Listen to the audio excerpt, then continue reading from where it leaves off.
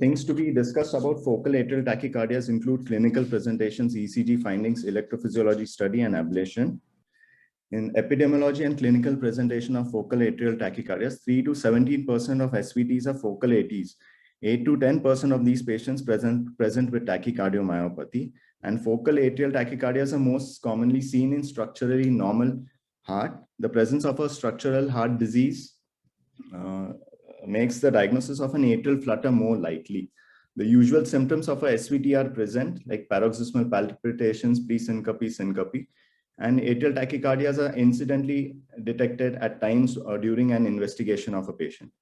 Incessant is a term applied to an AT that is present for at least 50% of the time a patient is being monitored. And in children, these atrial tachycardias are known to resolve spontaneously. The rate of atrial tachycardia determines the nature of presentation of a patient's clinical symptoms. Lower rates escape detection, and hence tachycardiomyopathy are more common in such patients. Faster rates present with paroxysmal palpitations, pre-syncope or syncope. This diagram illustrates the anatomic distribution of focal atrial tachycardias. The right atrium accounts for majority of the focal ATs, and most of these are distributed along a ring of fire, which extends from the superior aspect of the crista terminalis and down the long axis of the crista to the tricuspid annulus, coronary sinus, up to the atrioventricular junction. The next common location are the pulmonary veins. When compared with the ECG of an atrial flutter, the atrial tachycardia shows an isoelectric baseline in between P waves. However, this may not hold true in the presence of a structural heart disease, a post-operative heart, or patient on antiarrhythmic drugs. The P wave duration is less than 160 milliseconds, and the P wave to the atrial cycle length ratio is less than 45%. Samir, just a small interruption. If you have your pointer on, it would be helpful. Sir, it's not coming. With the right click, if you can get the pointer on. You can just show where the arrows. Use your mouse otherwise. That's a pointer. I'm trying, but I am not able to get the mouse on over here. The slide keeps moving ahead. Sorry, sir, it's not happening. Okay, go ahead then. Not I should. Then importance of lead V1. It is most useful in identifying the likely anatomical site of origin for the focal atrial tachycardias. Since lead V1 is located to the right and anteriorly in relation to the atria, which should be considered anatomically as right anterior and a left posterior structures. So example, like a tricuspid valve is an anterior structure, and focal ATs arising from this area will record a negative deflection in V1. Pulmonary veins are posterior structure, and they record a positive deflection in lead V1. This is an algorithm by Keisler et al. The P wave morphology is determined by the anatomical location of the atrial tachycardia focus and also by the subsequent activation pattern of both the atria.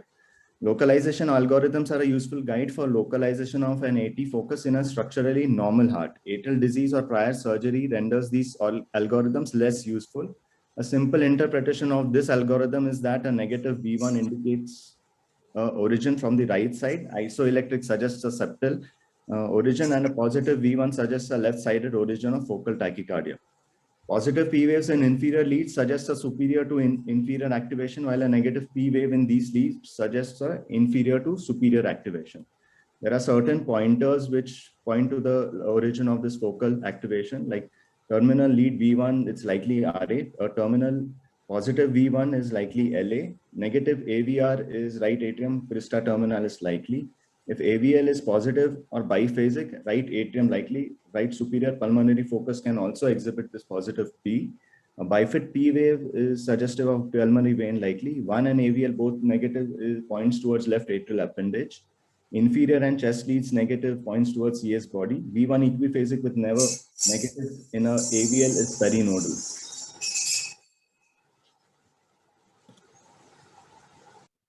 Certain clinical pointers help in localizing the site of origin of the tachycardia. If atrial fibrillation is associated, then left superior pulmonary vein origin is more likely than the left atrial appendage. If on and off multiple times a day, is seen more commonly with RSPV than SVC origin. Shorter P wave duration than sinus during tachycardia suggests a septal origin of the P wave. Atrial tachycardia responsive to adenosine is generally seen in perinodal or periannular tachycardias. Reset, but with fusion, is possible only in macro-reentrant tachycardias, but not in focal atrial tachycardias. Then indication, invasive EP study followed by radiofrequency ablation can be done in these cases. It should also be offered when no reversible cause of atrial tachycardia is noted in symptomatic patients.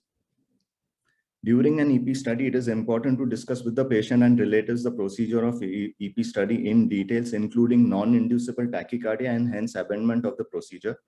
Other non-clinical tachycardias which can get induced with pacing protocols. 3D or 2D techniques can be used depending on the availability, familiarity, and cost. Then multiple choices for catheters are available. The mechanism of focal atrial tachycardia does not influence the ablation. Various mechanisms are microentry, automaticity, and triggered activity. Basic principles of EP study are placement of the catheters and mapping the site of interest based on surface ECG, induction of tachycardia, recognition that it is the clinical tachycardia, and then relocalizing based on the ECG in the lab. Measure baseline P wave and the sinus P wave, and mapping, mostly activation mapping. Pace mapping is difficult during ablation of a focal atrial tachycardia. And finally, ablation. Entrainment is a feature mostly seen with macro-reentrant tachycardias. To differentiate between a left side and a right-sided origin, if during tachycardia pacing, from right side causes post-pacing interval minus tachycardia cycle length more than 50 milliseconds, then the tachycardia is from the left side, the opposite side. If it is less than 50 milliseconds, then it is the same right side. Atrial tachycardia, certain features of atrial tachycardias during an EP study. And these are some of the maneuvers to confirm atrial tachycardia in an SVT with 1:1 AV conduction. Initiation of tachycardia with a P wave suggests atrial tachycardia. The A's are more than V and there is no linking. Changes in the AA interval precede changes in the VV interval. V pace during tachycardia shows dissociation, and if entrainment is possible, then a VAAV response to a ventricular overdrive pacing is seen in focal atrial tachycardias. Changing AV by VA intervals beat by beat during tachycardia or post-pacing interval minus tachycardia cycle length favors atrial tachycardia. Less than 10 milliseconds, more than 40 milliseconds favors atrial tachycardia. Less than 10 milliseconds favors macro-reentrant atrial tachycardia. The atrial activation is less than 60% of the tachycardia cycle length, and variation of more than 15% of the tachycardia cycle length favors a focal AT. AH during A pace during the tachycardia cycle length minus the AH interval during tachycardia, if it's less than 20 milliseconds, suggests atrial tachycardia. And this is a EGM slide which shows induction of tachycardia with an A. Then A is more than V's during the tachycardia. Changes in AA preceding changes in VV with no VA dissociation. V pace causes VA dissociation with continuation of tachycardia. This is the VAAV response to VAV response during an ongoing tachycardia. This is the simplest maneuver to quickly rule out an atrial tachycardia. We have seen that during an ongoing tachycardia, VA dissociation with VOP during a tachycardia rules in AT. But if you have managed to entrain the tachycardia during a VOP and on stopping the VOP, the tachycardia continues with a VAAV response, then it indicates an atrial tachycardia. AV and RT sometimes demonstrate a pseudo VAAV response. That is why it is important to correctly identify the last atrial EGM that is accelerated to the pacing cycle length. So once a focal atrial tachycardia is confirmed, the next step is localizing the focus of activation for a successful ablation. This is done with the help of activation or pace mapping, use of bipolar and unipolar signals, and isolation techniques. During activation mapping, QS in unipolar signal is highly predictive of a successful ablation site. It should be in agreement with the bipolar signals. When unipolar signals are not the best, but nearby field bipolar signals are very early, then nearby sites can be mapped or can be accepted for ablation if no better site is obtained. This is an example of the earliest focus of activation was mapped and ablation was done here, which terminated the tachycardia immediately. There were good bipolar signals here, but unipolars were not clear. Then at the site of for successful ablation, the unipolar signal QS signals were in concordance with the bipolar. They were much earlier than the surface ECG P wave. We have drawn a straight line which shows the unipolar concordance of the unipolar and bipolar EGMs, which are much earlier than the P wave of the atrial tachycardia. Then pace map is useful when tachycardia is not inducible. The exact morphology of the P wave during the tachycardia should be determined and used as a template for pace mapping. Spatial resolution and comparing P wave morphologies with low amplitude or some P waves which are buried in the T waves limit the use of this pace mapping technique.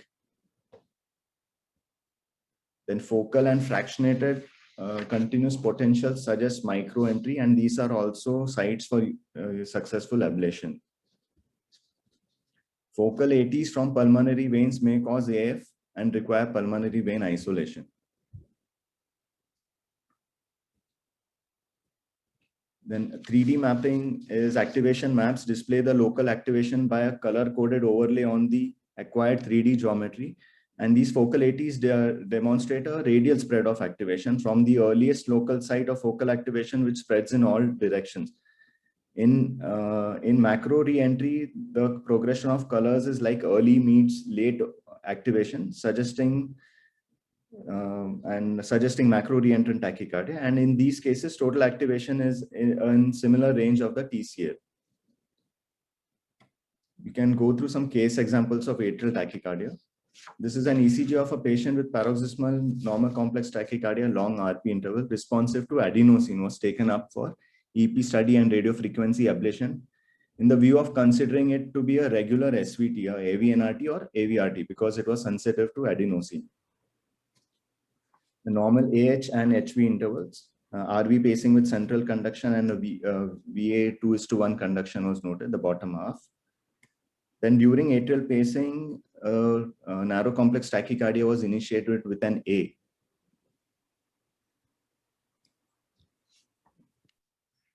And this is a 12-lead ECG of the initiation of atrial tachycardia during atrial pacing. The P wave of the first EGM which follows is a non-sinus beat, and the rest of the complexes which follow have a P wave with the same morphology. The focus of activation appears to be at the tricuspid annulus or the right atrial appendage.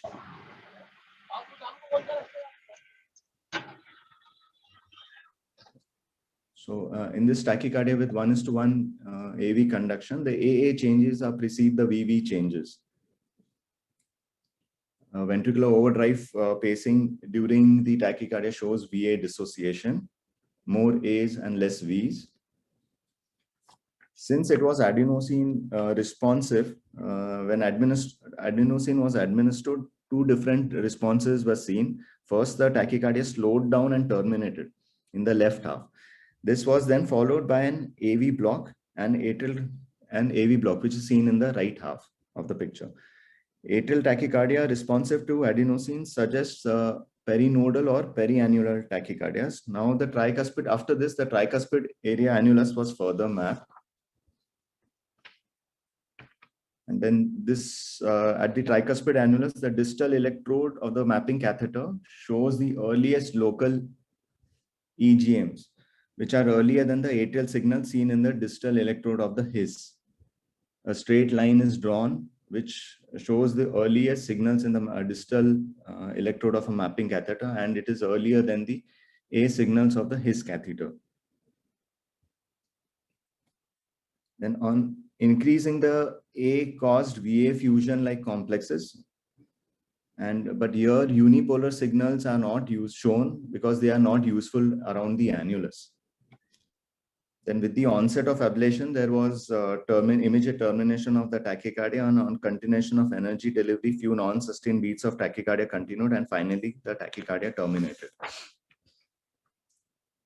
Post-ablation, there was no tachycardia induced. Post-ablation, no tachycardia was induced. And case 2 is a case of incessant narrow complex tachycardia in an elderly man, noted to have higher rates, and was being treated as sinus tachycardia with a routine rate controlling medications. The transthoracic echo showed a structurally normal heart.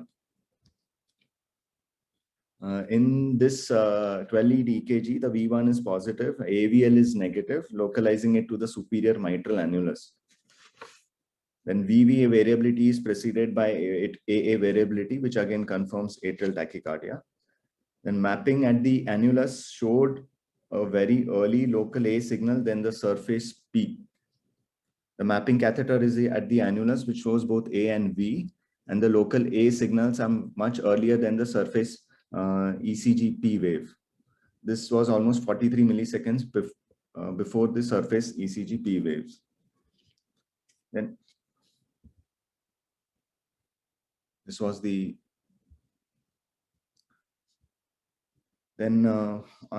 on initiation of ablation, there was immediate acceleration followed by termination of the tachycardia, as evident by change in the P wave morphology. V1, which was positive, changed to positive negative. The two orange arrows indicate the left arrow indicates the P wave of the atrial tachycardia, while the right arrow is showing the P of the sinus beat. And case 3 is a case of short runs of atrial tachycardia. P wave morphology was not clear due to overlap with the T waves. A straight line drawn at the P wave shows that the onset of the T wave was buried in the T wave. The P wave was buried in the T wave, sorry. This is the 12-lead ECG of the same tachycardia. Again, no discernible P waves. Then the first beat is a sinus beat followed by runs of atrial tachycardia. In the sinus beat, the atrial activation is seen earliest in the His catheter, and when compared to the signals in the mapping catheter during the tachycardia, the His A is now late. CA signals are earlier than the His, and hence the LA was mapped. Mapping catheter shows the earliest A signals. Then the mapping catheter is being moved around the mitral valve annular area and the left inferior pulmonary vein area. Earliest atrial EGMs are seen in the LIPV area. Ablation done here was successful, terminated the tachycardia. And 3 different presentations of atrial tachycardia. In example 1, adenosine, we have seen that adenosine sensitive atrial tachycardias exist.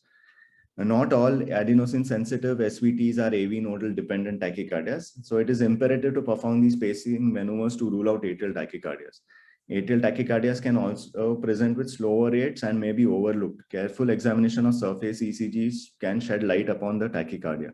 In the third case, the onset of P waves during the tachycardia remained buried in the preceding T or Q wave or the QRS. In such cases where the onset is not visible, a surrogate marker like a stable CS or a high right atrium EGM is used to determine the earlier local EGM. In summary, it is recognize it is an atrial tachycardia on ECG and localize it to the site of origin using the algorithms available. On EP study, first confirm it to be AT. Activation mapping is the backbone for successful termination of an atrial tachycardia, and ablation is successful most of the time. Thank you. Haigreve, sir. Very good presentation, Samir. Thank you, sir. I know it's such a big topic. 3 or 4 chapters you have to condense in a small time. Yes, sir. So what I thought I would do is I will complement what you said. In the sense that the things that are important for the cardiology trainees, which obviously because of want of time you could not complete. Let me fill in a few things. Okay. Yes, sir. No, share screen, Haigreve, or not yet. I don't have any present things right now. I'll have 1 or 2 slides. I'll let you know then. See, the first thing is, you can unshare, Samir, so that whenever I want, I can. Now, the first thing I would like to say is the problem comes to a regular cardiologist is when faced with a regular SVT, which he has shown. Now, as you have shown, when a person has a narrow regular tachycardia, narrow QRS tachycardia, now how do you know it is an AT? That is the first problem that a DNB or anybody faces. Now, you know, it's always confusing where you say AVRT, AVNRT, and an expert comes and says it's an AT. So I would like to say a few important clinical points. The first thing is, if you have a long RP tachycardia, as he has shown, a P which is far away has already been shown, it is certainly a pointer. Now, more important than that is the clinical pointers.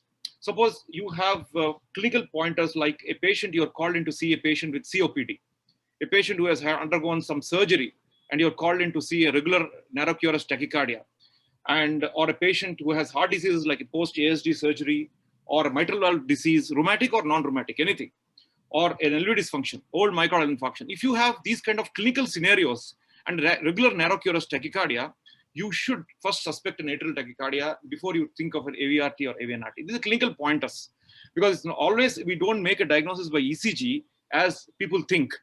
Many times it is used, a clinical pointers that we use. These are the 6 clinical pointers that we use.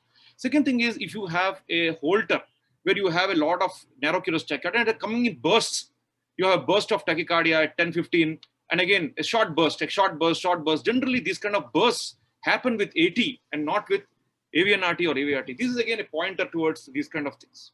And second thing is drugs. If a patient is on Lanoxin, it's very rare these days, I know. And then, you know, it always points that tachycardia on Lanoxin, you must always think of an atrial tachycardia, not an AVNRT or AVRT. So these are the clinical pointers that I would like to say. The second aspect is the adenosine. He briefly, Samir briefly showed a case where the adenosine was used, and it is extremely important for cardiology residents to know the importance of adenosine in SVT. Now, there are 4 responses if you have an adenosine with a narrow QRS tachycardia. Now, don't try to make a diagnosis of AT just like that, although this talk is on AT. Just make a diagnosis of a regular narrow QRS tachycardia. Suppose you have a regular narrow QRS tachycardia, you give adenosine. Now watch how it terminates. There are 2 ways it terminates. If it terminates with a P wave followed by a block, you have a P and a block. That is generally a AVNRT or AVNRT. Now you can have a SVT which just stops, again, as Samir has shown, where there is a PQRS and then suddenly the tachycardia stops. Again, this is a thing. Now the third thing is where I would like to show is where you have a atrial, where you have an SVT and it blocks with, I'm sorry, I'm trying to get this slide if it's possible. Yeah. Now, if you have an SVT that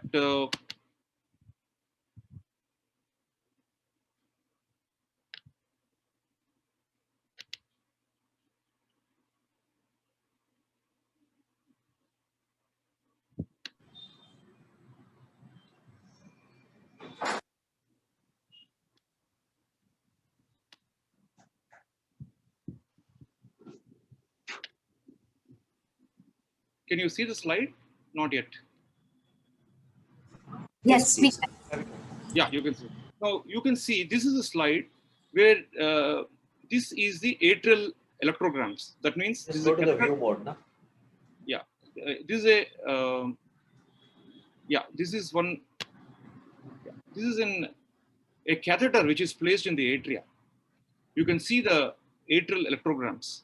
This is a ECG, a PQRS and all that, PQRS. Now you see when an adenosine is given, it blocks the AV node completely. So you see no QRS complexes in the ECG at all, completely blocked. But what you can see is a lot of atrial electrograms.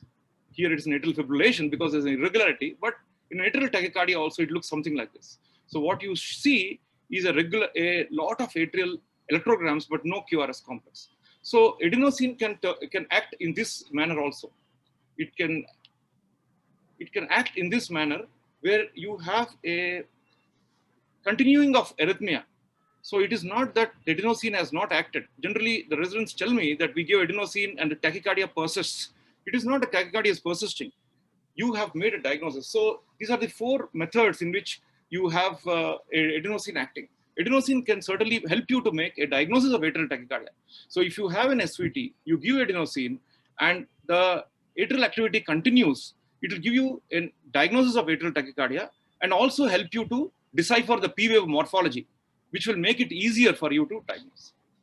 The third point I'd like to make is, what is the importance of making a diagnosis of atrial tachycardia versus atrial flutter? Again, an important point. It is important. Now, when you have a structural heart disease, again, if you have an atrial tachycardia, generally try to make a diagnosis of flutter. Look that the flutter is there because it's more likely to exist than a focal tachycardia. But this is not a Bible rule. You can always have things, but generally a clinical pointer. A patient with atrial tachycardia and LV dysfunction, or a patient with atrial tachycardia with a structural abnormality of the heart, you always should make a diagnosis of, you should think of a diagnosis of flutter more often than a focal tachycardia. Now, it is important because in flutter, if you have a diabetes, hypertension, and a high CHAD score, these are the patients with high risk of strokes. So there is additional requirement of oral anticoagulation in these patients. So it is clinically important to make the diagnosis. It is not just an ECG diagnosis. Now, another point is, how do you make a differentiation between sinus tachycardia and atrial tachycardia? This is another commonly asked question where Dr. Samir showed a very good example, has a point, a nice thing which was mistaken for atrial tachycardia. The sinus tachycardia was mistaken. Now, generally, if you have both sinus and atrial tachycardia, it's easier, but sometimes a patient comes only with that, you're not sure. So if you have rates of more than 150 or so, more likely it is an atrial tachycardia. Second thing, the P wave morphology is extremely important. Now, if you have a positive in V1 and you have a negative, a positive in AVR, very unlikely it's a sinus. And similarly, if you have a negative in all V2 to V6, unlikely it's a sinus. So these are some pointers. And second thing is, if you have an Holter and you have some areas where it is slowing down, you possibly have a different morphologies. You can see the varying of PR interval. A PR interval, which suppose you have a focus of atrial tachycardia, which is closer to the AV node, you have a shorter PR interval when compared to the sinus, and vice versa. So a varying PR, a differential PR interval also helps. Now, a lot has been said about the algorithm of PVs. Now, it is very correct that you have an algorithms. Now, many times for an average cardiologist, it's not easy to remember the algorithms of VTs as well as ATs. So it's important, as Samir has showed once, right? I'd just like to re-emphasize some important points to the residents. First thing is, if you have a positive P waves that in the inferior leads 2-3 AVF, that is, a focus is coming from above. So you have a superior part of the crista terminalis or a close to the sinus node, high right atrium. These are all the right superior pulmonary veins. See, you see all our top areas. So above downwards, you have a positive 2-3 AVF. And conversely, if you have a negative 2-3 AVF, it is coming from the lower part of the crista terminalis or a coronary sinus. So a focus arising from there. This is a concept. So 2-3 AVF is an important thing. Similarly, V1, he has particularly emphasized the V1. A V1 positive indicates the left-sided, a V1 negative indicates the right-sided. And if you have a negative concordance in all the V2, V3, V4, V6, probably a tricuspid anomalous. So what I'm saying is, these are the conceptual things. It's easy to remember than algorithms. That these leads, if you look at it, it will help us a lot. And please remember, focal atrial tachycardias have specific locations. It's not that they come all over, because when I was doing cardiology, focal, I thought that it can come anywhere in the right atrium and left atrium, so it was very confusing to me. Now, what I'd like to emphasize is that they have very specific areas only. So the expert comes and says, oh, it's coming from CSOs. So you think that guy is a real genius. It's coming from, it's not like that. There are only few areas it comes from. So you have a right, in the right atrium, it comes from the close to the sinus node, high right atrium. It's from the crista, upper crista, lower crista. Or it can come from the coronary sinus, a triangle of Cox, or a CSOs. These are the common locations, right atrium. In the left atrium, similarly, it is in the pulmonary veins, the left or the right pulmonary veins, or rarely left atrial appendage. These are common things. They are very rare things. They are common things. Another thing I'd like to, a very important concept that I'd like to share is this. Is you see, this is is my slide seen? This is his skeleton. As has been shown, it tells you what is his location. Now, tachycardias can come sometimes from this area, his area. Now, important concept I want to show is that this is a catheter coming from the aorta into the non-coronary cusp. So a important anatomical concept which all postgraduates need to know, recognize, is that the His is not just in the right atrium, but a left coronary, a non-coronary cusp of the aortic sinuses is so close, you see, to anatomically to the His. So these tachycardias, they come, it is not important, this is rare. I'm not expecting you to diagnose a His tachycardia, but I want you to appreciate the anatomical concept that a non-coronary cusp is so close to the His tachycardia, and these can also help. And the final point that I'd like to tell you in the electrograms are always confusing for a person who has not entered the cath lab, but then important points is that if you have a atrial electrograms, which are more than the ventricular electrograms, it's an atrial tachycardia. And typically in the His catheter, you have an AHV, less like the sinus. Atrial tachycardia is a AHV tachycardia. Now, if you have a atrial electrogram, which is closer in the coronary sinus proximal, it is likely to be in the right atrial tachycardia. If you have a atrial electrogram, which is very early than the P waves in the distal coronary sinus, is a left atrium. This is an important concept. And if it is close to the His, as I said, it is His tachycardia. Now, I just wanted to summarize and complement a few things that Samir has said rapidly, so that it will, serve as a summary of what he has said. Any other points, Shomu, Ashish? I think Yash is on the line. Yash, you want to say a few things? No, I think Haigreve has, in a short while, given a lot of pearls. I just want to add one clinical situation which is very common, that when a patient is admitted in the ICU with sometimes on inotropes or sepsis or whatever, or with an incessant narrow-QRS tachycardia, you're thinking it is atrial tachycardia, atrial flutter, or SVT. And the resident calls and tells you that we gave adenosine, it terminated and restarted immediately. Usually this is wrong. And I always insist that take the ECG strip during the adenosine, not before and after, or keep your mobile on the monitor screen while adenosine is being given. Mostly these will be atrial tachycardias or flutter, where there is a transient AV block with adenosine, and all 99 out of 100 residents or intensivists misdiagnose this as termination followed by restart. This in fact helps you to diagnose atrial tachycardia, that with adenosine you get a transient AV block, but the P waves are brought out, rapid P waves, and then it again goes to one-to-one conduction. This is a very common scenario which all the people, especially the students who are attending today, must keep in mind. That was all I wanted to add. Sure. Thanks, Yash. I think this always. One point, Dr. Ashish. Aparna. Yeah, please come in. Quickly, I think everything well said, taken very well. Just for the residents, one point I want to make is that transition zones are very important when you are seeing a Holter. Look at the onset and look at the termination. That will try and answer many things. If the onset of a tachycardia you are seeing with the prolongation of a PR and subsequently you are not able to see a P, it gives you an idea you may be dealing with a node-dependent tachycardia. And as Dr. Haigreve mentioned, termination of a tachycardia is extremely important. Remember, P-wave termination of a tachycardia nearly excludes atrial tachycardia. So these are certain pointers, the transition zone you must try to focus clinically before concluding what are you dealing with. Sure. It was very productive. I think, should we hand over the floor to Rujuta, Samir? Yeah, Rujuta can take over from now. Good morning, everyone. Good morning. I hope I'm audible. Yes, very much.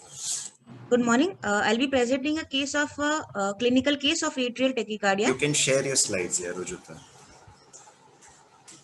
Please share your screen. Yes, sir.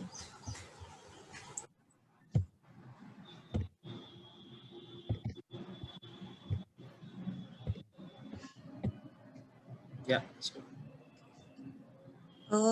So we had an 11-year-old boy who was admitted with a history of fast palpitations with breathlessness on exertion of 1 month duration.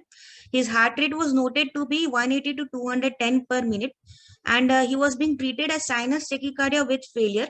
but his ECG was suggestive of a narrow QRS long RP regular tachycardia. So the differential diagnosis was an AVRT, an atypical AVNRT, atrial tachycardia, a sino-atrial reentrant tachycardia, or maybe an appropriate or an inappropriate sinus tachycardia. However, a negative P in V1 and V2 suggests an origin that is different from the sinus node. Hence, sinus tachycardia looks unlikely. Also, positive P in 2-3 AVF goes against the diagnosis of AVNRT, where the P wave in the inferior leads should ideally be negative. Also, in the ECG, a negative P in V1 and AVR and a positive P in AVL suggests a right atrial origin, and a positive P in 2-3 AVF suggests that it is a superiorly origin tachycardia. The transthoracic echocardiogram showed reduced LV ejection fraction. After IV adenosine, the ventricular rate slowed down, but the tachycardia persisted with A more than V, which favors an atrial tachycardia and rules out AVNRT, AVRT, and SNRT. So we were left with the differential diagnosis of an atrial tachycardia. The points in favor being the P wave morphology and also persistently raised heart rate, which was not normalizing even on resting. Sinus tachycardia was also considered in view of LV dysfunction and the clinical symptoms of failure. The patient, when he was referred to us, had been given IV amiodarone and IV digoxin outside, and he was on oral carvedilol, amiodarone, and digoxin. But his heart rate was still uncontrolled with incessant tachycardia, and there was no respite since nearly 1 month. On referral to us, this was the ECG with the fast heart rates. An increase in dosage of the drugs was not contemplated because the blood pressure kept at around 90 mm systolic. So when he was referred to us, the options of management included an EP study and an RFA, but the relatives were not immediately willing for financial constraints. They were also not willing for DC cardioversion. Additional drugs that could have been added was flecainide and propafenone, but they were not available back in 2012. Sotalol could not be given in view of LV dysfunction. So ivabradine was added for him. 2 days after adding ivabradine, the tachycardia went away. Also, the P waves in V1 and V2 became a positive negative, which suggested that the origin was close to the sinus node.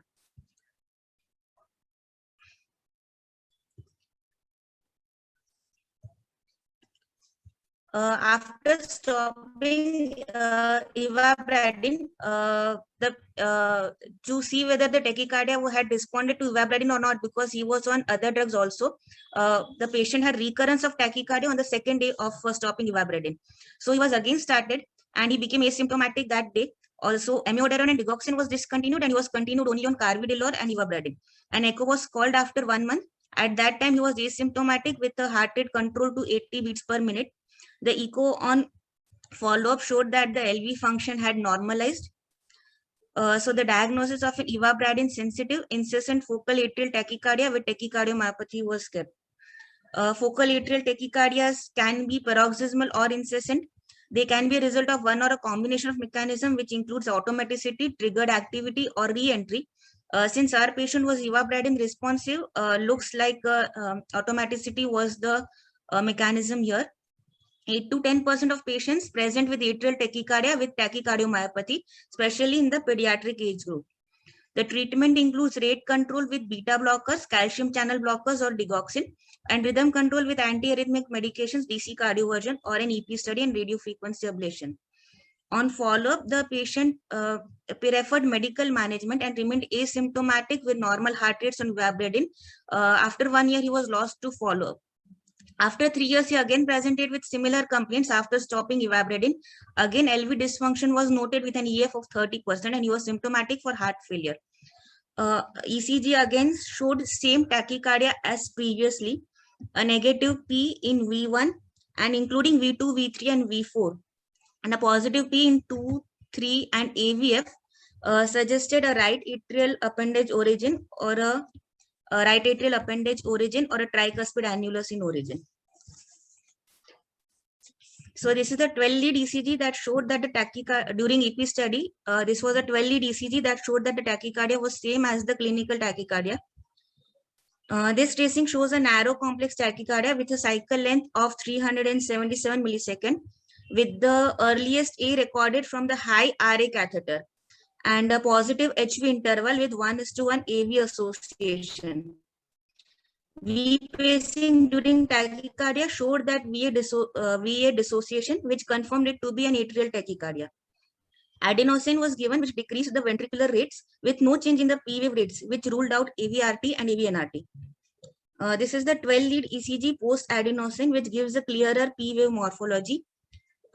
P is negative in V1 and V2, and it is positive in the inferior leads, which localized it to the tricuspid annulus or the RA appendage. Atrial pacing did not terminate the tachycardia anytime. Pacing from the CS region showed the return cycle length was 487 millisecond, which is 50 millisecond longer than the tachycardia cycle length of 378, which suggested origin from the opposite atrium, which is the right atrium. Hence, mapping was done in the right atrium and ablation catheter was moved to the RA appendage. Pacing from the ablation distal electrode, the return cycle length was the same as the tachycardia cycle length of 396, which suggested RA appendage in origin. The P wave morphology on ECG tracings during clinical tachycardia and on pace mapping from the RA appendage had a similar P wave morphology, which suggested that the origin was from the same region. Activation mapping in the map distal has potential that is arising 36 millisecond earlier to the P wave, and unipolar signals could not be shown as noise was present, and hence they were removed. Otherwise, they would have been ideal. Pace mapping and activation mapping shows the focus of activation at the RA appendage, and that was the successful site of ablation. On initiation of ablation with a routine catheter, there was acceleration of the tachycardia with no termination, suggesting that the foci was nearby. However, with routine catheter, energy delivery was not good. So irrigation catheter and saline irrigation at the local site was required. Using a multi-purpose catheter, saline irrigation was done in the same area and ablation delivered with good power in the absence of cool tip catheter.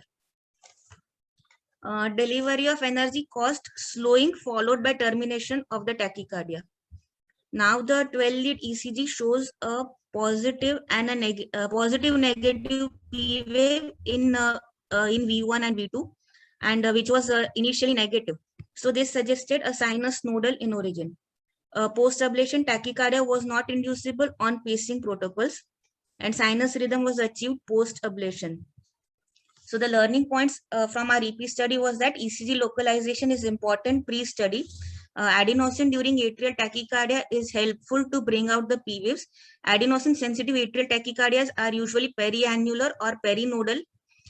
Pacing protocols help in diagnosing the atrial tachycardia, and they also help in localizing the chamber.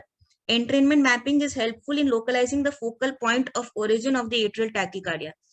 Activation mapping is important and should always be compared to the onset of P waves if possible, or the earliest A wave in other catheters. Pace mapping can be difficult but useful, and ablation may require a cool tip catheter, especially when in the appendage. The final diagnosis of an incessant focal atrial tachycardia with tachycardiomyopathy, which was ivabradine sensitive, and successfully it was ablated at the RA appendage.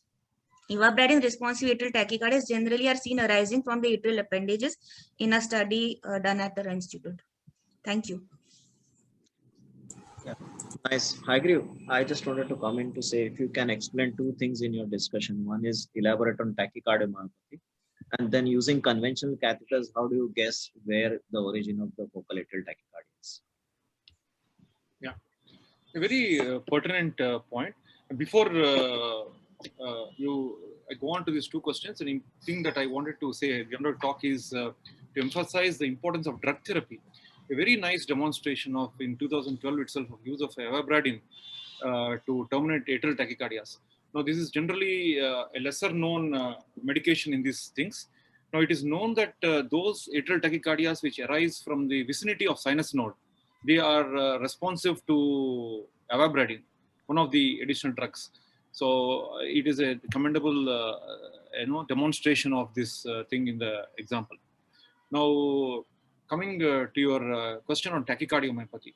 Now, the thing is, most of the cases where tachycardiomyopathy is seen, that is atrial arrhythmias, let's fix to atrial arrhythmias or AV nodal arrhythmias, which cause progressive decrease in LV function, and heart failure. Now, these are generally not the rapid tachycardias, but on the contrary, the slow tachycardias. These are slow, incessant tachycardias which lead to it. Now, these are predominantly seen in the younger population. And one of the commonest things apart from this is a slowly conducting a PJRT, or the slowly conducting decremental posterior septal pathways. And these cause a slow tachycardias which are incessant and which lead to heart failure. The second thing is the atrial tachycardias, which are, it can be even reentrant, some of the, but typically the focal tachycardias are not very common, but they have been known to cause progressive LV dysfunction. And but the way to recognize is typically these are incessant, slow, younger population, and they are unresponsive to drugs as well as to cardioversion, repeated cardioversions. And most of the time, no doubt they have shown evaporate in this case, but it's not always near the sinus node they exist. Typically, most of these are amenable to radiofrequency ablation, and that is generally the treatment of choice, and they reverse the heart failure immediately.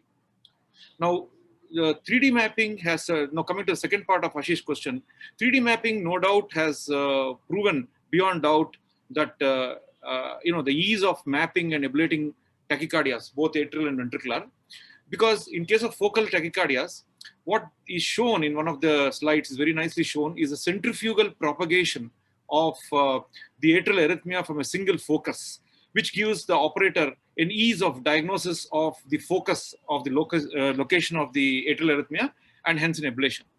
But then conventional catheters have always been in vogue, and to this date, majority of the centers still use conventional catheters. And the slide which I had shown in the previous case was a conventional catheter used to ablate an atrial tachycardia. What I had shown about a few minutes back of a catheter which is in the proximity of his, and which is due to non-coronary cusp. Because 3D mapping, all said and done, availability is one thing, and the expense is another thing. These two things prohibit the use in many of the situations. Even in our case, the government schemes, it's not easy to procure them. So the conventional catheters, the first thing is when you map the atrial tachycardia, the coronary sinus is most often an important catheter, the right atrial catheter, and the his catheter. By use these three catheters, we generally locate whether you are talking about a left atrial tachycardia or a right atrial tachycardia. If you, after diagnosing a atrial tachycardia, you map, you see the atrial electrograms with respect to the P waves. It's always, ECG is very important. So whenever we ablate, it is not the earlier from one catheter to another, but earlier than the P wave, which is very important. Now you have a catheter which is in the coronary sinus. The proximal coronary sinus lies in the right atrium. The distal coronary sinus, it is envelops the mitral annulus, and it lies in the left atrium, and for a very simplistic way. So if you have a atrial electrogram earlier than the P wave in the proximal coronary sinus than the distal coronary sinus, that means we are dealing with a right atrial location. And similarly, if you have a distal coronary sinus, you have the left atrium. Having deciphered basically between right and left atrium, then in the right atrium, you use the right atrial catheter and the his catheter and the CS os. With these three catheters, you try to locate whether your atrial focus is coming from the high right atrium or close to the sinus node, or close to the his, or close to the coronary sinus. As I said earlier, the atrial tachycardias don't occur all over the heart. They have a very specific locations. So if you have a catheter which is closer to the right atrium, you map in the area of the sinus node and the high right atrium. If you have close to the coronary sinus, you map in the triangle of Koch, like you do for AVNRT, or in the CS os. And then, of course, then if these two things are not earlier, then you go into the tricuspid annulus and map. Tricuspid annulus is like a clock. Electrophysiologists like to call it as a 3 o'clock, 6 o'clock, 9 o'clock, 12 o'clock, just like a clock in the LAO position. So you go into each of these annulus locations and try to find which is earlier. Suppose you don't find any of these and you look to the opposite side. The CS distal is earlier. You know it is in the left atrium. In the left atrium too, the locations are the pulmonary veins. So the way we do it is you place one catheter in the left pulmonary vein, one catheter in the right pulmonary vein, and try to find out which is earlier than the other. And once you locate the site, is it left or right, then you go into the upper and lower And so electrophysiologists painstakingly, point by point, try to find earlier in the known locations of the focal atrial tachycardias.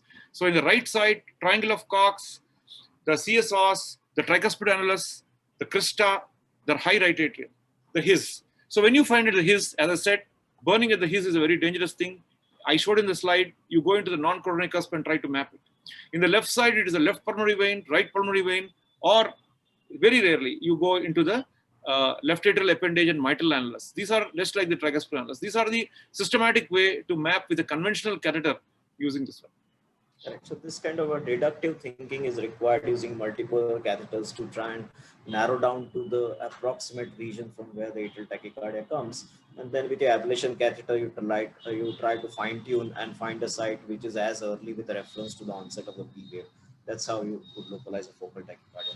I think once again, in the interest of time, we need to move. And the next two sessions will be moderated by Dr. Aparna Jaswal, and Dr. Riaz would want to present his case. Yes. Dr. Ashish, I'll just make one comment amongst the drug therapy which Dr. Highgrave did talk about. I think one drug which we must remember is the class 1C, that is flecainide, which is now easily available. You must rule out structural heart disease, and you can consider this molecule for those of your patients who are not willing for an ablation, because it is rewarding, and especially if you combine it with the beta blocker. The second point I want to bring out is a question which comes about ivabradine. Now, ivabradine, we thought act only on the funny channels as well as on the retina, but there is data now coming up, just like in atrial tachycardias, also in atrial fibrillation, people are beginning to consider ivabradine because it is thought that it acts on that HCN4 gene, which is present throughout the myocardium as well as in the AV node. So there are data that, yes, because somebody's also posted a question asking about the role of ivabradine in atrial fibrillation rate controlling. Well, we're not using it typically, but just as Dr. Shomu's group has shown ivabradine's role in atrial tachycardia, we may have more data about the role of ivabradine in controlling heart rate in atrial fibrillation. So that's where we are with that. So I think that's two things that I wanted to bring out. Right. Yes, you can. I would also like to stress that amiodarone should not be given as the first choice in any of the atrial tachycardias, since now we have flecainide available, as Dr. Aparna has said.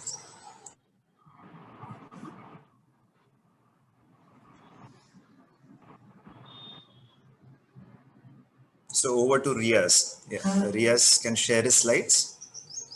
Yes, sir. Good morning, everybody. Good morning, ma'am. So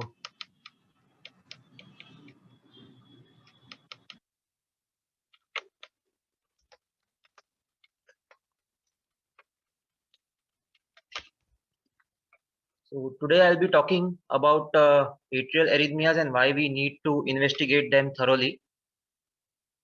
So for atrial arrhythmias, apart from degenerative and idiopathic causes, we have to look for some potentially reversible causes, which includes sleep apnea, some inflammatory causes, myocarditis and pericarditis, which can be because of autoimmune disease or of infectious etiology.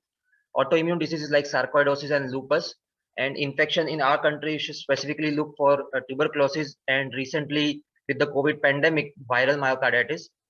Always look for structural heart disease, especially the both the atrias, and we need to have a proper echocardiographic evaluation to look for the same. Thinking mind about toxins, malignancy and metastatic disease. Now, sometimes these arrhythmias are the first manifestation of the underlying disease, and they may even help us to identify and diagnose the underlying disease. So this is my first case. He's a young 30-year-old resident doctor who had presented to us with the 3 days history of palpitations with no other systemic features. There is no history of any alcohol intake. The 2D echocardiography done was normal. ECG shows fibrillation and flutter. All the routine blood investigations done were normal. The thyroid was normal. So we went ahead to further investigate this case. The HRCT test was done, which was suggestive of enlarged mediastinal necrotic lymph nodes, and a differential diagnosis of tuberculosis versus sarcoidosis was given. A further investigation of it, FDG PET shows lymph nodes with pericardial granulomas. The cardiac MRI done had similar findings. So we went ahead to do a IBUS guided lymph node biopsy, which was done, which shows the granulomatous lymphadenitis of undetermined origin, undetermined etiology. MON2 test was positive in our patient, so the COX treatment was started and was taken for 6 months. The arrhythmia didn't recur thereafter. The patient is asymptomatic. A repeat CT scan was also done after 6 months, which showed no enlarged lymph nodes. So this is our first case, which shows that the atrial arrhythmia is likely because of tubercular pericarditis, and which was treated and it didn't recur after the COX treatment. So our second case is a 55-year-old female who is known hypothyroid on regular treatment. She presented with us with palpitations and pre-syncope with history of fever since 5 days. Echocardiography done was normal. Inflammatory markers were raised. CRP level of 78, D-dimer was raised, and troponin I was elevated. So the ECG suggests of atrial tachycardia with sinus bradycardia. She had tachybrady with long pauses, so she required a temporary pacemaker. And the lady presented with during the ongoing pandemic of COVID-19. So the CT chest was done, which was suggestive of COVID, and the PCR COVID-19 tested resulted in positive COVID-19. So the steroids were given considering COVID myocarditis, and this was even before the recommendations of routine use of steroid, which were given in COVID later on. So we saw an immediate response with steroid within 2 days. The ECG above shows us normal sinus rhythm. The patient became asymptomatic and she recovered fully within 2 weeks and didn't require any add-on drugs. So this is the second case which shows the atrial arrhythmia, which was likely because of COVID myocarditis, considering the raised elevated troponin I, and which immediately resolved with steroid treatment. Our third case is a 52-year-old female presented with fatigue and palpitations. She's having intermittent bradycardia and tachycardia. ECG was suggestive of atypical flutter 2:1 with sinus bradycardia and junctional rhythm. All the routine blood investigations done were normal. Echo was reported normal. Holter showed tachycardia along with unprovoked sinus bradycardia. CT chest was done, which showed lymphadenopathy and a mass in the upper wall of right atrium. The MRI showed again right atrial mass, and the FDG PET showed active nodules in the breast tissue, right atrium, and femur. So we went ahead again to see a retrospective echo and can see there is a echogenic mass attached to the right atrial wall. So the diagnosis of CA breast was confirmed histologically and was surgically removed. So this is the third case which shows that the atrial arrhythmia in this case was likely because of an infiltrative disease because of metastasis from breast cancer. This patient later on required a permanent pacemaker also. So our next case was a 32-year-old female who presented with palpitations during her pregnancy in 2011. The ECG shows a regular narrow complex tachycardia. Adenosine was given, it did not terminate the tachycardia but slowed the ventricular rate, and which helped us diagnose atrial tachycardia. She was kept on medical follow-up as it was only single episode and she didn't require any medications thereafter. The 2D echography done at that event was normal. She ran a 5 years of asymptomatic course and then again in 2016 presented to us with same atrial tachycardia. The echo done during this time showed a dilated RA with an increase in flow in RA suggesting of some shunt lesion. CT scan confirmed the diagnosis of aorta to RA fistula. So angiography was done and the fistula was closed with device. So a fourth case shows the atrial tachycardia because of the structural heart disease, which was treated and then the arrhythmia didn't recur. Coming to our fifth case, she is a 46-year-old lady presented with palpitations and pre-syncope. ECG shows sinus brady with Wenke backing, AV block, and Holter was suggestive of atrial flutter with variable blocks. So EF, this patient had a permanent pacemaker from outside and was referred to our center for a CRT upgrade because the EF started to decrease to 35% and the patient was symptomatic for dyspnea. Now this patient is a young female with sinus node dysfunction, AV nodal disease, and atrial arrhythmias. So we went ahead to look for for the causes of why she is having such a disease. So all the routine investigations were normal except for a very high ESR of 98. FDG PET was normal, MRI was not done, and she was found to be anti-nuclear antibody positive and anti-Rho positive. So she was diagnosed with the autoimmune disease and steroids were given. The EF normalized, there was no flutter thereafter. However, the AV block had continued. So this case shows us the atrial arrhythmia because of an autoimmune disease etiology. So this is the various case reports and case series which are presented and reported in journals, which does show the reversible causes of atrial arrhythmias, and we have to look after it, some of which I have all discussed. Some other noted were like left atrial myxomas presenting as SVTs, rheumatoid arthritis, SLE, inflammatory bowel disease presenting as atrial fibrillation, coronavirus disease with new onset atrial fibrillation. So we have to look for the reversible causes. So when should we suspect, especially in young patients, female with an acute history, with systemic symptoms suggestive of an inflammatory or autoimmune or infectious etiology? STT changes will suggest in inflammatory cause. Pericardial effusion suggests again inflammatory cause. A lower EF or a restrictive feeling we can see in inflammatory and autoimmune diseases. So atrial arrhythmias without atrial abnormality should be evaluated well, as we do in ventricular tachycardia in a normal heart. Inflammatory autoimmune workup, CT scan, FDG PET, endocrine workup should be done in routine in young patients, especially when the echocardiography is normal. These atrial arrhythmias can be transient, the cause of which may not be immediately evident, as we had seen in one of our cases, and intracardiac abnormalities may be detected later on in time, and atrial arrhythmias may be the first manifestation of the underlying disease. Thank you. Yeah. Thank you, Dr. Riaz. I think that was a very good cases that you showed on. So I think a couple of things which I would just want to reinforce for the want of time, I'll keep it short, that we have to essentially, I think COVID times have shown us that we should really look at the inflammatory markers, because they give us a lot of information. And as you've just seen from the cases, so well elicited that it was the inflammatory markers which are so easily available everywhere. You don't have to depend upon higher end tests. They give you a cue that maybe you need to look deeper. That was one. And second, I think we have to remember that always keep, when you look at arrhythmias, you know, we are not still adept and we are not looking at sarcoid as much, but I think you have to understand that 5 to 10% of people who have sarcoid have certain involvement of cardiac issues, while ventricular arrhythmias are a known manifestation. But remember, a significant proportion of them have atrial fibrillation, as he just showed you. 1/3 of cardiac sarcoid present with some kind of atrial arrhythmias, and it is these granulomas which cause and are largely present in the left atrium.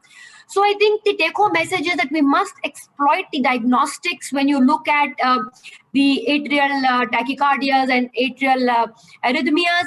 We must want to run after inflammatory markers. And today, I think the availability of good imaging tools like cardiac MRI and PET have made it so much more better.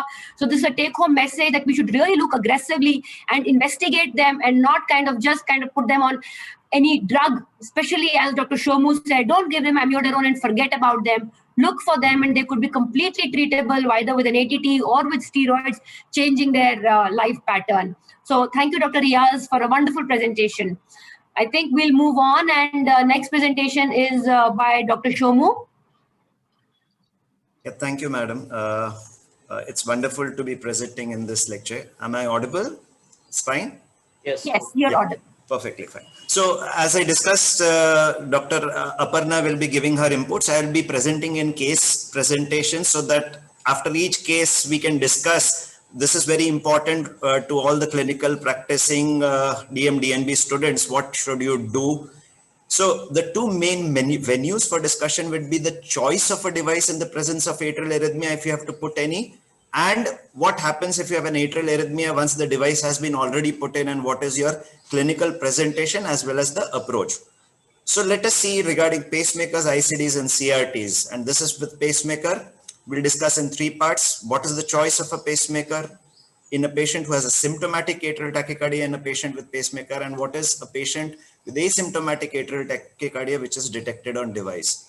So let us see case example 1, which shows a 75-year-old lady with history of syncope and pre-syncope, no structural heart disease, good LV function, no significant valvular disease, and this is the ECG showing some sinus pauses. But in Holter, if you see, there were long pauses preceded by short runs of atrial tachycardia, and there was unprovoked sinus pause also, and the average heart rate being 55, the longest pause being around 11 seconds, and therefore the patient final diagnosis was kept as a tachybrady syndrome and investigated with no reversible cause. So what are the options? If you have a tachybrady syndrome, the most important thing is you have to see whether if I treat the tachycardia, my bradycardia will go away or not. But if there is an unprovoked bradycardia without any reason, with no preceding tachycardia, it possibly means there is atrial disease, and it is basically a sick sinus also associated. Because of that, a dual chamber pacemaker plus medication should be advised in such patients. Now, when you give rate control drugs for tachycardia, they will aggravate sinus bradycardia, and hence atrial pacing is always required. And therefore, in such cases, atrial based pacing should be done. Now, only atrial pacemakers can be given. The incidence of AV block on follow-up is around 0.2 to 2% per year, and hence, therefore, the dual chamber pacemaker is the safest. However, to avoid ventricular pacing in such patients, long AV delay or algorithms to avoid ventricular pacing like managed ventricular pacing or VIP should be given. Whether to give anticoagulation, it's a topic in itself. So will any dual chamber pacemaker do? Are all the dual chamber pacemakers the same? No, there are pacemakers which have atrial anti-tachycardia pacing also, and they can actually pace terminate episodes of atrial tachycardia. So this is a patient, this is an example. You have an atrial tachycardia ongoing, there is an atrial pacing done by the pacemaker, however, which doesn't terminate. So there can be actually ramp burst pacing, and it has been shown that around 71% of a regular atrial tachycardia can be terminated by the pacemaker if it is done properly, and a prevention of atrial fibrillation can be there as high as 36%. So any comments, Dr. Aparna, on this case? So how to choose a pacemaker in a patient? Absolutely. So I think you brought out very well, and I want you to re-highlight, when you have a patient of sick sinus syndrome, how do you send him home to ensure that he will not be ventricle paced when we have learned we don't want to do it? What is it that you do? So the first thing that you should note is what is the own AV interval. That's the most important thing. The PR interval is, if it is 200 milliseconds, you need to program the AV interval long, more than 200 if it is a sensed, more than 300 if it is a paced. Because pacing to P wave, there will be a delay. So very important to increase the AV delay than the regular PR interval. In pacemakers, like Medtronic has a managed ventricular pacing where it can be programmed into a AAIR mode, and then if the ventricular 2 beats are missed, then it will switch over to a DDDR mode by itself. So such patients can be actually given a pacemaker which has pure atrial pacing, which can be converted into a ventricular pacing later on. There's something called as a addition. So you can program these as a regular, and there is what we call as a delay that can be given to most. If within the delay the P wave is sensed, it can increase the AV delay to such an extent, maybe even 340, 400 milliseconds. So very important, AV delay should be kept higher. Again, Dr. Shomu, just for reconfirmation, do you ever worry about the AV delay in a normal heart? No. Yeah. How often do you use reactive ATP or AF suppression algorithms? Do you think about that when you choose a pacemaker in a patient with atrial arrhythmias? Reactive ATP is only generally I use in patients who have a regular narrow complex rhythm rather than AF. The problem is such patients may actually go into it. So atrial tachycardia may degenerate into atrial fibrillation also. So there is a con to it also. However, in studies, it has been noted that it can terminate and maybe prevent episodes. So there are pacemakers where you can give a, so there is something called a AF suppression algorithm, where if you record some PACs, the pacemaker will increase the rate of the pacing in the atrium so as to suppress these PACs to prevent the onset of atrial tachycardia or atrial fibrillation. So we use this especially in patients with sick sinus syndrome rather than CHB patients. Just as a bottom line understanding, atrial tachycardia can be terminated by overdrive pacing. Yes. Patient cannot be terminated by overdrive pacing. So Yes. that's Yes. what you said. Yeah. Right. So We can go we go to to case 2? Yeah, so the case 2 shows a 70-year-old gentleman with heart block, and a dual chamber pacemaker was done 3 years back, was keeping well, and had complaints of pre-syncope, short episodes on antihypertensives also, and echo and CAG already prior done was normal. So what are the differentials when there is a pre-syncope episode in a patient who has had a pacemaker with complete heart block? First, that is high on the list, should be kept as loss of pacing, ventricular pacing, whether the patient is getting anything that doesn't pace the ventricle. Second is hypertension. He's on antihypertensives, whether the episodes are because of a hypotension. And third is arrhythmia. So the ECG in this patient actually confirmed the diagnosis that the patient was having higher ventricular rate, which were irregular in nature, short runs, in between P wave seen, again short run. So, and there was a sustained high ventricular rate on this ECG, which was nearly pacing at 130. So whenever you have a ventricular pacing occurring at a higher rate, that is the upper tracking rate. So pacemaker ventricle should pace maximum at the upper tracking rate, that is programmed to around 120, 130. So if you have a pacing at the upper tracking rate, what you have to consider, A, is a pacemaker mediated tachycardia, and second is an atrial arrhythmia, which is causing this increased rate. So when we interrogate, these are the electrograms. When we are interrogated, you can see that the A waves in the upper channel are more than the V waves in the lower channel, and the rate of which is in the upper channel is around 150 per minute, which is regular. So this confirms that this is likely to be a atrial tachycardia. However, differential of sinus tachycardia should be considered if there is a stress, but there is a ventricular pacing occurring because the patient goes into a mode switch. So now what is mode switching? If the pacemaker detects that the atrial rate has crossed a certain limit, which is programmable, as in here, mode switching, if it exists for certain time, maybe 5 seconds, 6 seconds or so, it will go on. If it is more than 160, it will pace at a DDDIR mode. That means the ventricle will be paced at a rate that is programmed as a backup, 60, 70 or 80, while the atrial rate, so it will not track the atrial rate so as to increase the rate. So this mode switching happening in this patient for 4 times. However, if you see the ECG, it's pacing faster. So that is not only 10 seconds as recorded here. So what must have happened? The atrial tachycardia rate would have been lower than 160. That is why the mode switch did not occur. And therefore, the upper tracking rate pacing would have occurred, which was not normal for this patient. And the second thing that can happen is an atrial arrhythmia may not be documented due to undersensing during the atrial tachycardia itself. So the mode switch did not occur. So what are the options to prevent fast ventricular rates during atrial tachycardia? The first thing is to treat the atrial tachycardia by antiarrhythmics itself. You can decrease the mode switch if you have an atrial tachycardia, but it conversely causes the mode switch to happen if the sinus rate goes beyond this. So that's not a very good way. If there is decreased sensing, the increasing the atrial sensitivity for better detection can be done. In patients who have recurrent atrial tachycardia not treated by the above methods, you can decrease the upper tracking rate so that it will not pace beyond 90 or 100. And finally, you treat permanently by doing an EP study RF ablation. Your comments, Dr. Aparna? Yeah. So, Dr. Shomu, first I want you to clarify a little bit on an ECG. How should I distinguish a pacemaker-mediated tachycardia versus the rhythm which you just showed? If you can bring that ECG, please. Yeah. Yeah. So the lower part, if you see the lower part, it's a very regular tachycardia.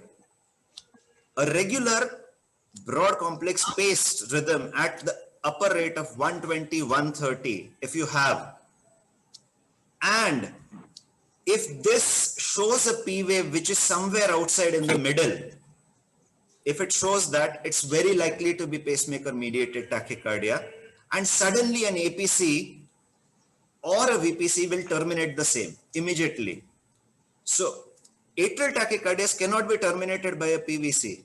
So what a pacemaker can do is increase the PVARP, and suddenly the tachycardia the pacemaker mediated tachycardia stops. While in atrial tachycardia, you'll have short runs like this. And you can see intermittent here, the P wave morphology also. So there may be some P wave morphologies which are PR is shorter in this, while in pacemaker mediated tachycardia, generally it is a long PR or a equal PR. Yeah, so I think a very important point again is, look at, supposing you fortuitously catch it on a holter. The onset of a tachycardia dissociation at the upper tracking rate lets you know that you're probably dealing with a pacemaker mediated tachycardia, as he just mentioned. So that was one. And the second thing I just want to highlight, what he brought out is that when you give the atrial lead, I think there are several components that you need to look into. Am I audible? Yes. Yes. Yeah, it's good, Aparna. Okay. So I thought there was some issue. So whenever you give an atrial lead, there are components which you should look at so that you don't face these problems of undersensing. You should want to sense the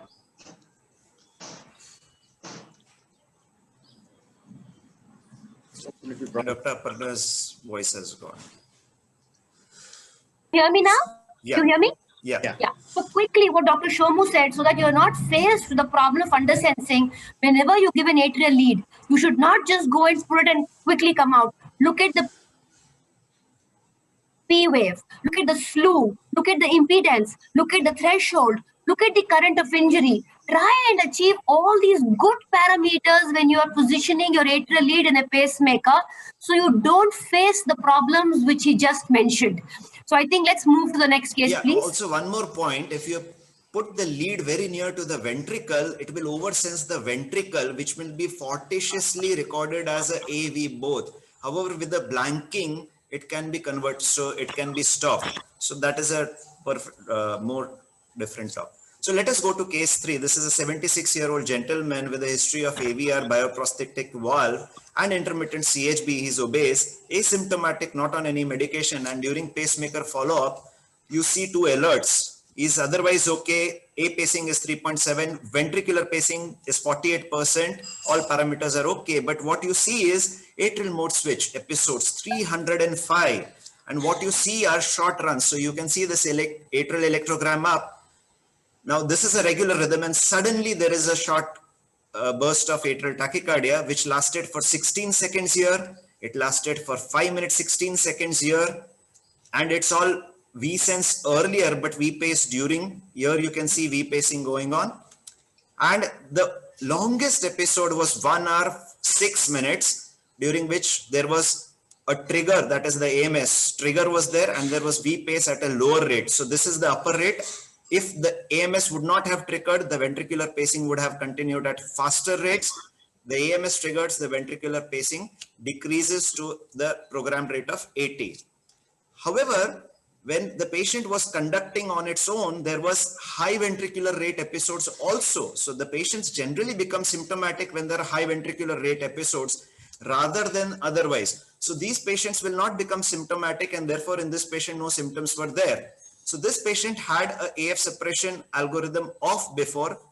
There is something that we can detect and we can make it on. So overdrive pacing can be done if there is a PAC noted, and the rate can be programmed to around 115 for around 15 beats or so that the AF doesn't start. What about, so 2 things in this case. First, antiarrhythmics. Beta blockers can be added at least, so that the pacing, the atrial tachycardia may not come back, and second, the ventricular rate may not increase. Sleep apnea testing should be done. That's a reversible cause because he's obese. Whether the patient requires antiarrhythmics should not be, because he's asymptomatic otherwise as of now. The most important thing is anticoagulation. You have documented tachycardia of more than 5 minutes now. He's having a CHA2DS2-VASc score of more than 2. So therefore, anticoagulation should be given. So A total arrhythmia burden, if you see total arrhythmia burden of a count of 32 year in one patient, and if you have long episodes, asymptomatic, the ventricular rate is down, you need to give anticoagulation. So this is an algorithm which shows how to approach for anticoagulation on a device. Confirm that the mechanism is an atrial arrhythmia. How do you confirm that? You show that it's not oversensing, there's no device malfunction, it's not a pacemaker mediated arrhythmia, or there is no noise. If you have a burden of more than 5 minutes and the CHA2DS2-VASc score is more than 2, you recommend anticoagulation. If the CHA2DS2-VASc score is 0 and 1, there is something called as an atria score. And if the atria score is more than 5, it's recommended to give anticoagulation. However, if the arrhythmia burden is less than 5 minutes, atrial arrhythmia burden, then you should engage the patient in discussion to modify the risks and what is the benefit of starting such anticoagulation. And this is the atria score. Any comments, Dr. Aparna? Yes. So quickly, I think this is a very, very important subject, and we should spend a few minutes here, because whenever patients come back to us for pacemaker interrogations, it is imperative we look at the burden of atrial arrhythmias today, because it should not be just a quick wish-wash, but we must look at the burden. And as he has highlighted so beautifully, you must ensure that you rule out any oversensing. And once you assure that there is an atrial arrhythmia, look at the CHA2DS2-VASc score and look at the burden. Surely today we still don't have complete clarity, but engaging with the patient and a shared decision making with drugs which are so safe today, it is a good idea. He's brought back that page, which is very, very important. Shared decision making, looking at the CHA2DS2-VASc score and the arrhythmia burden. I may not want to conclude a 5-minute burden, but yes, if it is over and over coming in with a high CHA2DS2-VASc score, we must engage with the patient and consider an oral anticoagulation to protect him from a stroke. So I think a beautiful case brought out here. Dr. Shomu, let's proceed. Now we go on to the devices, the AICDs and CRTs. And what is very important is atrial fibrillation and ICD. Actually, even before you put an ICD, 20% of them may have already had an atrial fibrillation before implantation, and an ICD may detect another 30%. To total, around 50% patients may have atrial fibrillation. This may lead to worsening heart failure, inappropriate shocks, even because of anti-tachycardia pacing, ventricular arrhythmia induction, and increased thromboembolic events. So that's very important. So we'll discuss with cases. This is a 76-year-old gentleman who was having an anterior wall MI, presented with a monomorphic VT, ejection fraction 30% with narrow complex, cardioverted to sinus rhythm, did not require any coronary intervention, already on beta blockers, and added amiodarone. Average heart rates were 65 and 70, and an AICD implantation was done thereafter after discussing. So we put in a DX AICD lead, which is a single lead atrial sensing lead. So now on follow-up, the patient on amiodarone had, because of ventricular arrhythmia was given, had a heart rate which decreased to 54 now. So therefore amiodarone was discontinued, given that the patient already had AICD and patient's beta blockers were continued. However, the patient presented with 1 month history of worsening breathlessness and pedal edema. And what you see on this is that the atrial electrograms are very random. It's like atrial fibrillation, random, irregular. And what you see is the ventricular electrograms, which are showing irregular complexes. So this patient basically had an atrial fibrillation, which started nearly a month ago. And what you see here is, even with the DX lead, there is undersensing of the atrial electrograms. So the sensing is random here. The patient is still in atrial fibrillation, but the sensing is less. So it detects atrial fibrillation first, but then says back its sinus rhythm, though the patient is continuing to be in atrial fibrillation. So immediately, because the atrial fibrillation was there, rate control was given, anticoagulation was started. After giving that, the activity of patient increased. As you see, the ventricular rate decreased after medications, and the patient's activity increased. So what are the problems that we will face right now? When we give antiarrhythmic drugs to this patient, it will cause more sinus bradycardia, but this is an DX lead, right? And it cannot do a atrial pacing in this patient now. And if we want to increase this ventricular rate, it will cause a ventricular pacing at higher rates, which will increase the failure. So what are our options? Whether to upgrade to a dual chamber or pulmonary vein isolation. So what are the hemodynamic issues of a single versus dual chamber pacemaker? The bradycardia, if it is there, and especially sinus bradycardia is there, atrial pacing should be given. That is very important. Or if you give drugs, or it is expected, especially atrial, so it should be a atrial pacing related device. However, because of ventricular pacing, there can be an increase in the heart failure.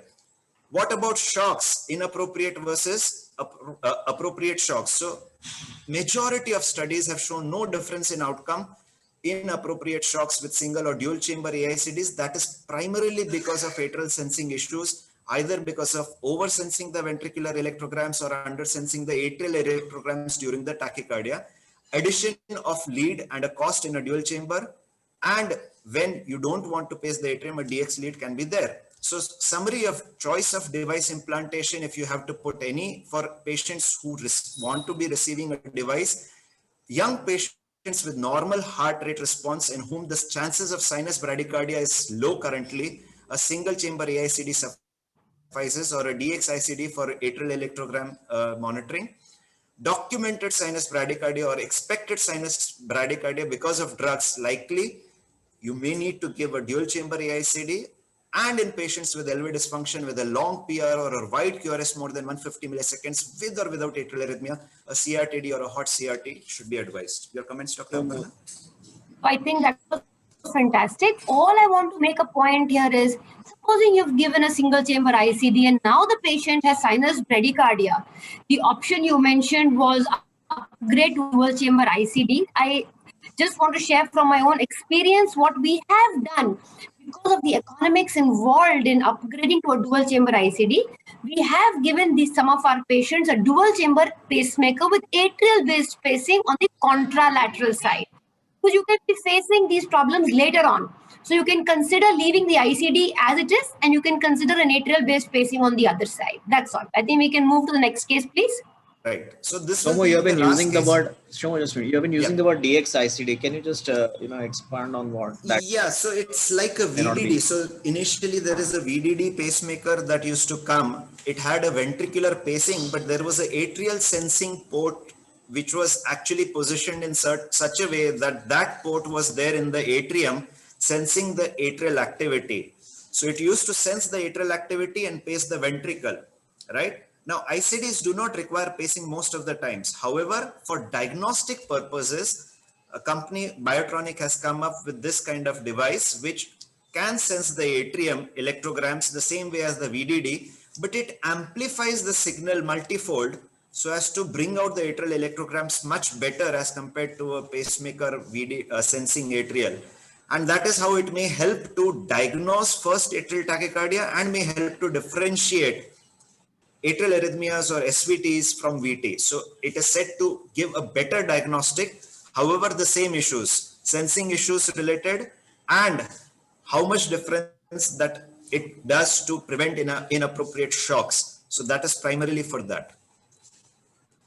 One more point, just for further clarity, the only place you need a dual chamber ICD would be if your patient deserves an ICD and has sinus bradycardia with a narrow QRS. So this take-home message should be very clear that dual chamber ICD should only be reserved in a situation where your patient has sinus bradycardia with a normal PR interval and needs an ICD. That is the only reason. Otherwise, we don't give a dual chamber ICD. I think Shomu will agree. Yes, true.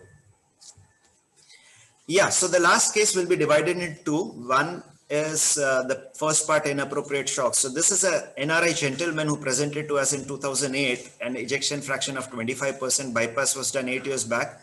A dual chamber AICD was done way back 7 years before that and upgraded to CRT-D because there was LBBB.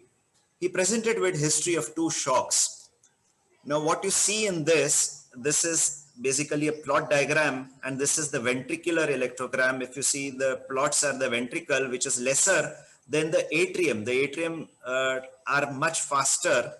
And what you see here is device was in mode switch prior to detection. That is also important. And what you see here is a the SVT limit is 300 milliseconds, right? The differentiation is on, other SVTs are off, and stability is off. So this was the basic parameter. What you see is an inappropriate shock because of fast rates of atrial fibrillation. So what you're seeing here is the atrial rate is higher than the ventricular rate, and the patient has received a shock which terminated the tachycardia. So importantly, inappropriate shocks are 40% because of an atrial arrhythmia, which includes atrial fibrillation and atrial tachycardia. 40% would be around for sinus tachycardia because it has not been programmed well, and 18% will be because of over-sensing and other device-related or external noise. Most important factors for inappropriate shocks would be atrial fibrillation with fast ventricular rate, which is carrying a risk of around 4-fold. That's very important. And SVT discriminators being off has a higher risk. So very important, these things. So how can you prevent this? See the heart rate threshold, at what the device gave the shock, what is the duration, number of intervals that it gave a shock, and what are the enhancement to differentiate between SVT and VT. So how can you differentiate from SVT and VT? And these are the discriminators that are used by the devices. The first and most important is morphology. Second is onset, stability, timeout, and SVT limit. A word about morphology. What the device does is collects a template in its database saying that this is my normal sinus rhythm, and whenever a tachycardia, so this is the intrinsic rhythm, it gets a template, and whenever the tachycardia occurs, it matches, so it overlaps this template over the own sinus rhythm template. And if it matches more than value of 70%, it can be programmed. However, it suggests that it's likely to be the same morphology and it's a SVT. But if it doesn't match and the programmed value is less than 70%, then it says it's a VT. So that's the most important take home. It's the most accurate of the single chamber algorithm. However, what is about the onset? Sudden onset of tachycardia generally is atrial tachycardia, atrial fibrillation, or ventricular tachycardia, but a slow warm-up is generally with sinus tachycardia. So onset, if you have an inappropriate shock for a sinus tachycardia, the onset criteria should be kept on.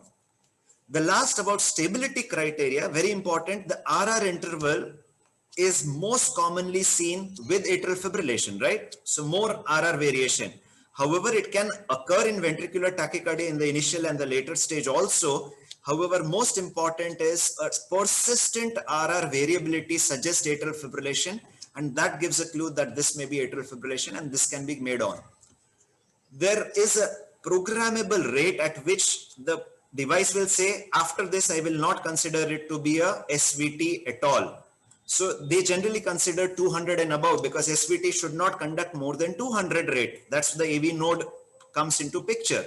So if it is more than 200 or 220 rate, it will say, no, it's always a VT unless proved otherwise, and it will shock. That is programmable. Lastly is timeout. Even if you detect SVT and it goes at a higher rate, after a certain period of time, the device can shock. That's very important. And if it shocks, you can program it around 3 minutes. So summary to avoid an inappropriate shock in this circumstances: first, prevent the recurrence of this atrial arrhythmia. That is rule number 1. Second is optimize your AV nodal blockade so that the ventricular rate doesn't go fast even if there is an atrial arrhythmia. Third, you can detect. So if it is for primary prevention, there is no VT, you are thinking it's only going to be VF, the programmed ventricular detection can be programmed at a higher ventricular rate for avoiding shocks. Morphology criteria should always be on. Stability criteria should be on for atrial fibrillation, while onset criteria for sinus tachycardia. Timeout and onset do not help, but an SVT limit should be considered if you have an atrial arrhythmia, which is documented, which goes beyond a 200 rate limit. Comments, Dr. Aparna? Yes, so just one comment that we have to understand that inappropriate shocks because of atrial fibrillation are extremely common, and the pointers which he brought out, we have to use them. Morphology criteria, stability, and onset. I think it should be a policy every time the patient comes back for follow-up, you must want to do this. But what I want to highlight in all of this is bringing back the basics. Guideline-directed medical management of patients of heart failure should be really optimized so as to prevent these from occurring, and we can achieve this with GDMT. Right. So the last part of this same patient continues, was doing fine. The patient was maintaining on ventricular BIV pacing with amiodarone and beta blocker, but he went abroad. So amiodarone was stopped immediately because it was considered as a toxic drug in the long run, and pulmonary vein isolation was done, which is fair. It should be done in all patients with atrial fibrillation and inappropriate shocks. Device parameters were changed to avoid inappropriate shocks for atrial fibrillation. He came back after a year or so, but he was not doing well and was brought to the hospital in significant failure, hypotension, and altered sensorium. And this is what the device says. What you say is, since the last 1 month, the black part is all atrial fibrillation. The patient's ventricular rate during atrial fibrillation shot up. The percentage pacing decreased from 100% nearly to less than 50%, and the average ventricular rate shot up. The optivol, this is the volume overload, shot up.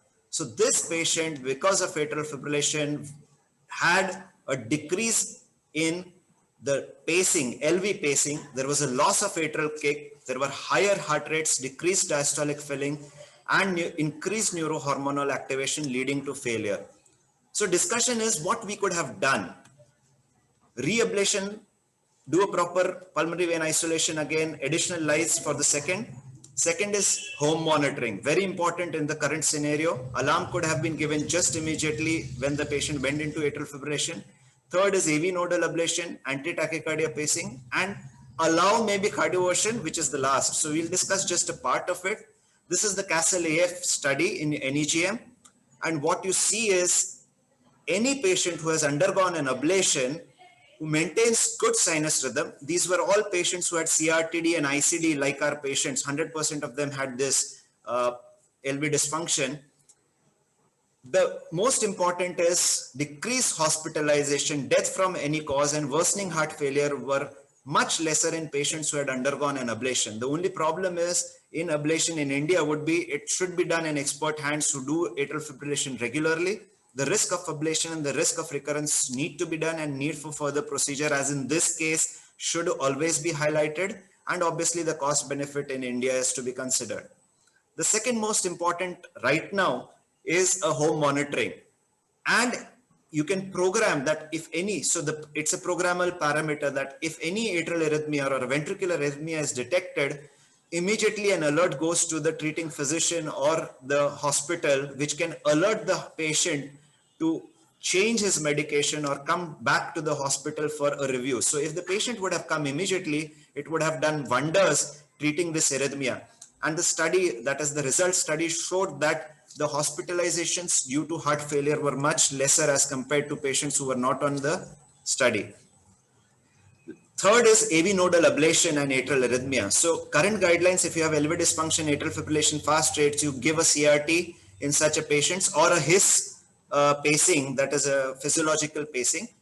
Patients who have recurrent AF, who is already on a device now with a fast ventricular rate, what can you do? So if it's a CRTP or a D and you cannot treat it otherwise, you can do an AV nodal ablation and come out. There's nothing more to be done.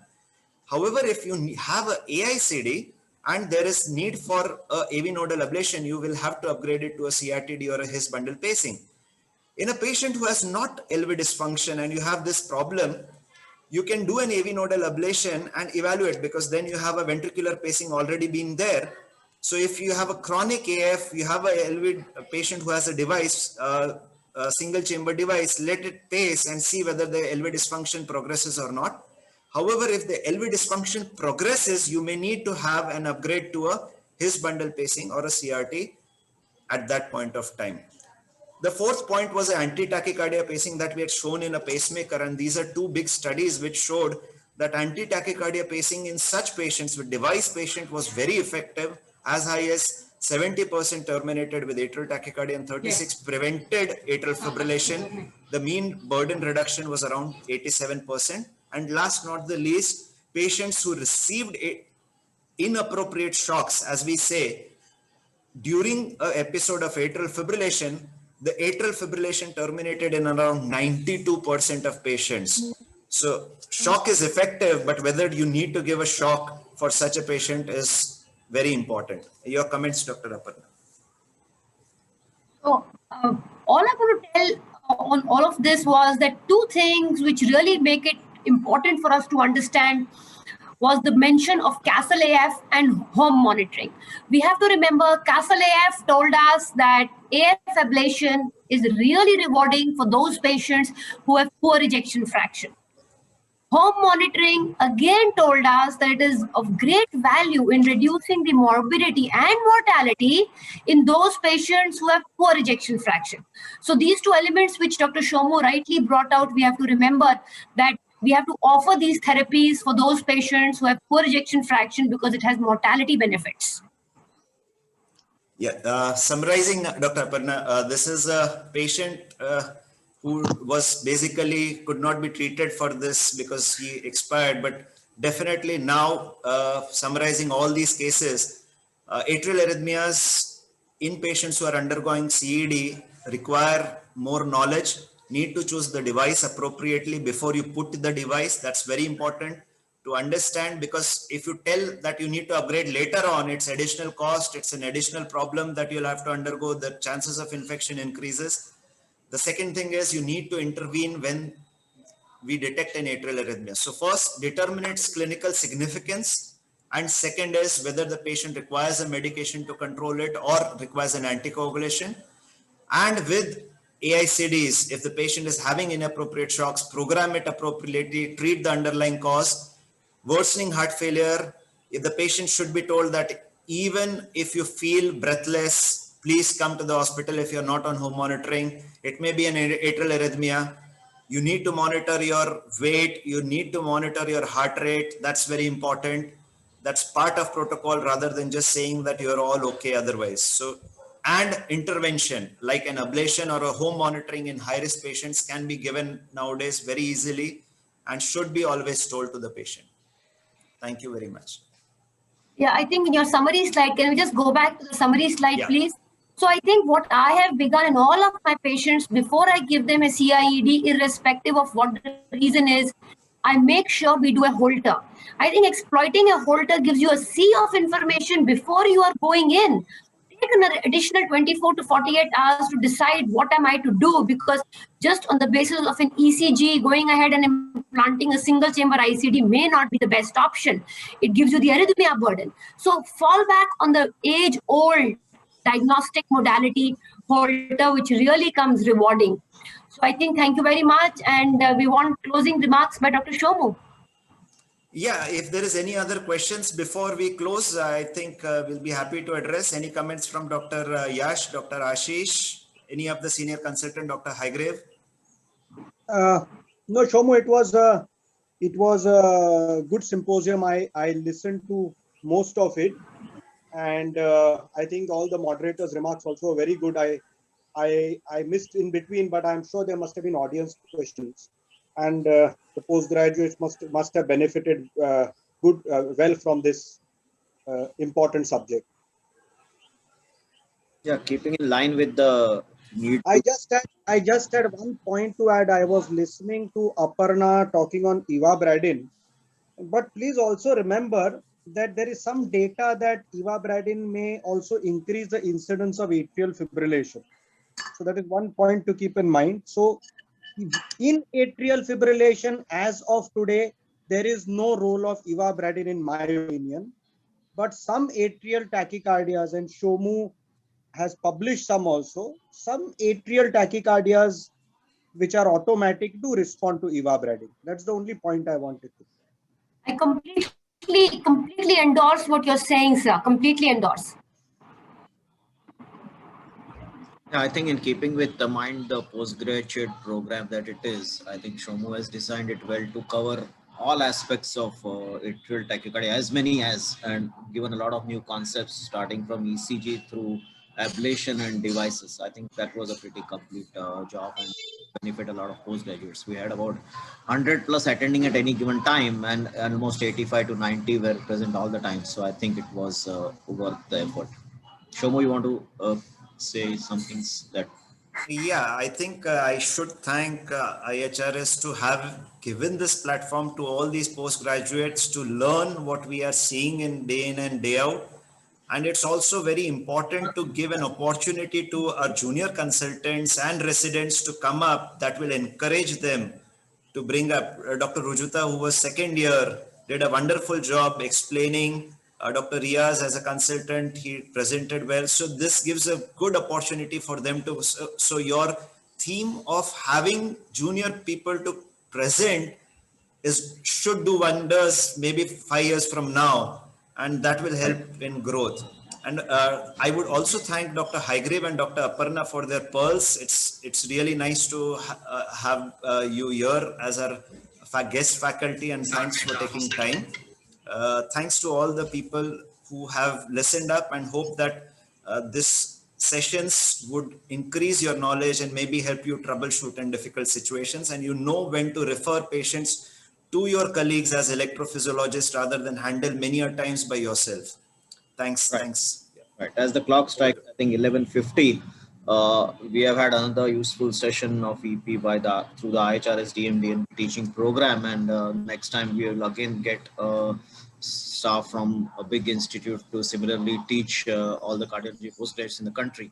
So just spread this message, and the links and things like that will be available to you from your HODs or program directors. But also try to contact you directly, but make it a point to use this to your advantage. Thank you. Yeah, and one more thing, sir, Dr. Sameer and team. Yeah. So the residents have put together all these cases, and that's very important. When they get the opportunity to do this, it does good. So that's very good. Part of the training, right? Yes. Thanks, Shomu, and all your staff, and to both Dr. Haigreve Rao and Dr. Aparna Jaswal, and particularly to Dr. Yash Lokhandwala for making it a point to be online in this session.